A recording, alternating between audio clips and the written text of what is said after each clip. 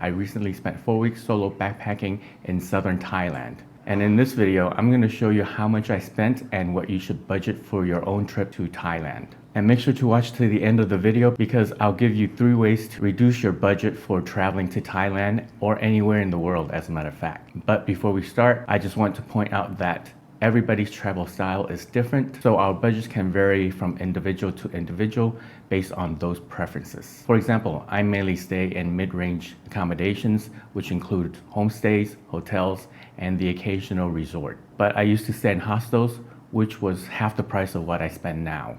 Also keep in mind, I solo travel, and the cost of accommodations and transportation tends to be a little bit high. So let's get started.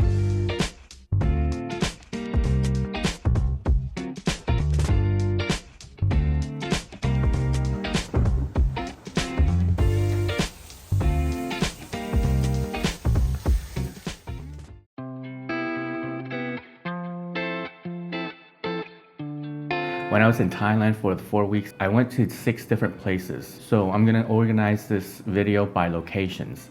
They are Koh Samui, Koh Tao, Khao Sok National Park, Koh Lipe, Phuket, and Bangkok.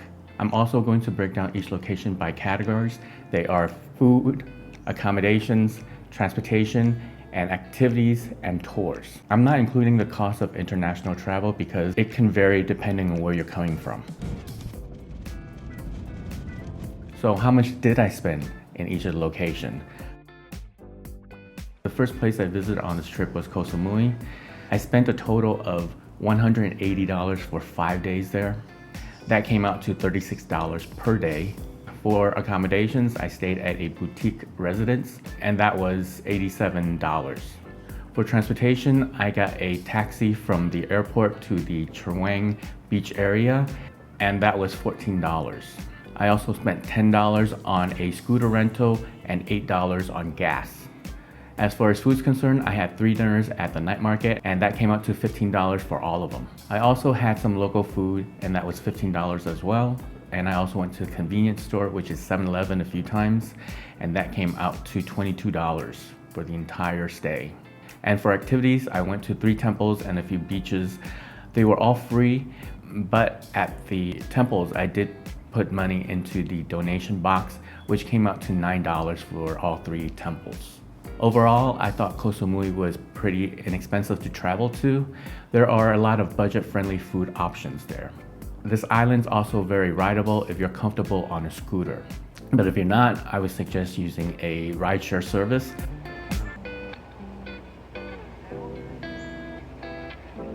The next place I went to is Koh Tao, and over there I spent 5 days for a total of $363, and that works out to $73 per day. And you're probably wondering why it's so expensive there. Well, I did a little bit of scuba diving, and so I'll talk about that when we get to the activity section.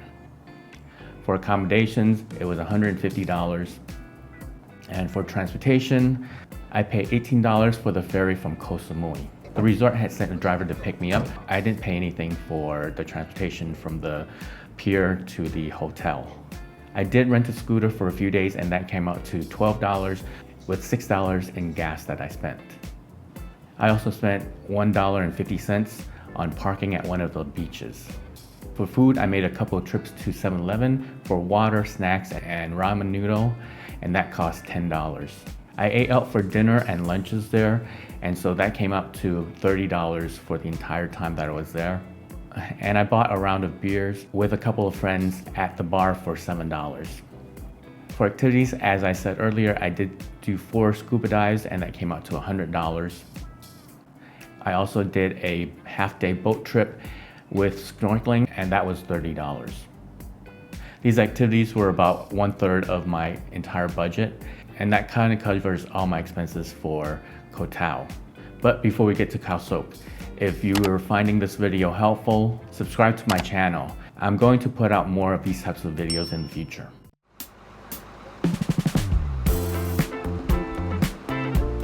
And now on to Khao Sok National Park. I spent $261 for 5-day stay there, which came out to $52 per day.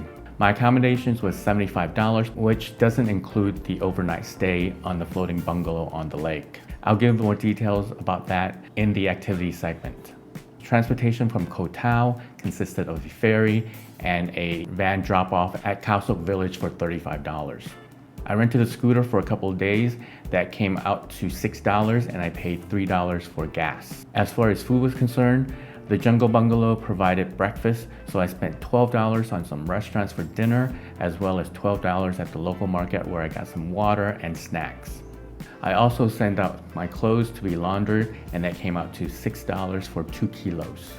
And for activities, I spent $18 for the bamboo raft tour on the river, and also $11 for the tubing experience, as well as $8 for parking and park fee when I did a self-guided trek in the national park. I also had an overnight stay on a floating bungalow on Chao Lang Lake. That was an all-inclusive. It included the jungle trek, the morning safari and cave tour, and included 3 meals for the total of $75.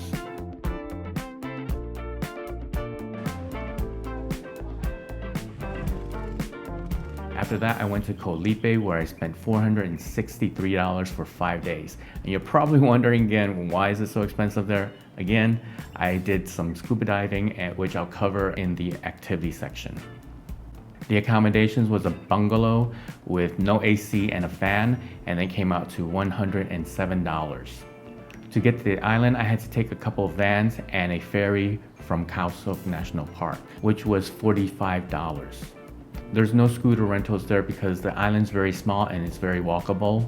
All the restaurants, bars, dive shops, and also stores are located on their walking street. For food, I visited 7-Elevens 3 times for $15 for water and snacks. I also ate at some local restaurants for $15 as well. And as far as activities is concerned, it was only scuba diving. And I did 10 dives over a 3-day span, which came out to $282. Koh Lipe was by far my favorite place to visit during this trip to southern Thailand. And without scuba diving, the cost would have been half of what I spent. So that leads me to the second to the last place that I was at, Phuket. I spent $198 for 5 days there, which was $40 per day. Accommodations are a little bit interesting, and I'll explain. I paid $120 for a 1-night stay at the Adamant Embrace Resort. The cost of the other 3 nights were covered because I was there for an event, so it cost me nothing. Transportation from Koh Lipe consisted of 2 ferry rides, which cost $35, and a taxi ride from the pier to the resort. I was lucky enough to pay only $5 because I met a couple that was going to the same area that I need to get to. And so we split the cost of the taxi. For food costs, it wasn't bad at all. All the breakfasts were provided by the hotel for the event, as well as one of the dinners. So I visited 7-Eleven once and spent $8 there. I also had dinner in a couple restaurants, and that totaled $10. And because I was in a large group, we ended up going out to the bar a few times, and that cost me $20 during that trip. There were activities that was provided, and that included a rooftop celebration as well as a half-day boat trip. So I spent nothing on activities.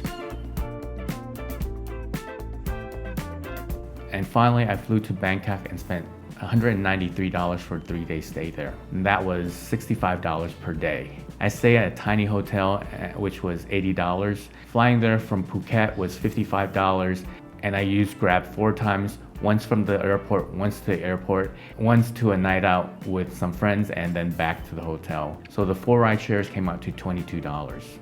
For food, I visited 7-Eleven a couple times for water, snacks, and instant noodle, and that cost me $10. I also had some street food for dinner and lunches, and that was $25. I also visited a laundromat to do a load of laundry, and that came out to $2. I didn't do any activities outside of the night out with some friends, and that included dinner and drinks at a rooftop cigar bar, which somebody paid for, so I didn't pay anything.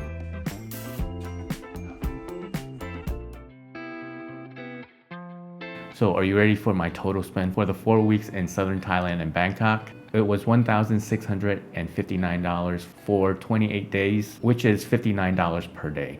In my opinion, that's actually quite high for Thailand, but keep in mind that I do travel solo, and so the cost per person is a little bit high for me. And also I did 14 scuba dives in a 28-day period, which is quite a lot.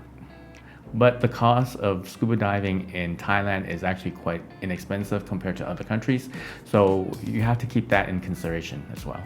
Of course, activities like scuba diving, boat trips, and tours are fairly costly. That made up 25% of my overall spend in Thailand. To reduce it, maybe do some self-guided activities instead of joining tours. A lot of larger cities in Bangkok, Phuket, and also Koh Samui provide free walking tours, and you pay what you can afford to the guide as a tip. You can reduce the cost of transportation and accommodations by about half if you're traveling with somebody. You can also stay in hostels, which are plentiful throughout Thailand. The third way to cut costs is to eat local food and avoid hitting the bars. Obviously, drinking alcohol and beer is expensive, but eating Western food is also extremely expensive. They can be upwards of 3 to 4 times more compared to eating local food. So if you take all of these three into consideration, I think you can probably reduce your cost of traveling in Thailand to about $40 per day. And for a 4-week trip, that comes out to $1,120. Hopefully this is helpful for you to plan your trip to Thailand. It's a great place to visit, and I'm hoping to return really soon. I'm currently traveling through the Philippines for 2 months, and the cost of traveling here kind of took me by surprise compared to the last time I was here, which was 5 years ago. I'm definitely doing budget videos for different places I'm visiting here. And if you're interested in these types of videos for Thailand and other places that I visit, as well as other travel related videos, please subscribe and turn on notifications for when I upload new videos to this channel. And that's it. Thanks for getting lost with me, and I'll see you on the next one.